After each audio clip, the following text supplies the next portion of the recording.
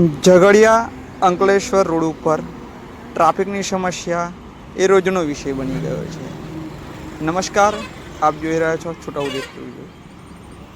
અમારા ભરૂચના સંવાદદાતા મેહુલ પટેલ જણાવે છે કે વાલિયા ચોકડીથી લઈ અને માંડવા પાટિયા સુધી સર્વિસ રોડ અને આજુબાજુ ઝઘડિયા જેડીસી તેમજ અંકલેશ્વર જેડીસીમાં અવર જવર કરતા રસ્તા પર કામ ચાલુ હોવાથી દરરોજ ટ્રાફિકની સમસ્યા સર્જાવી એ ગૌણ વિષય થઈ ગયો છે અને ઘણા અકસ્માત પણ આના કારણે સર્જાતા હોય છે.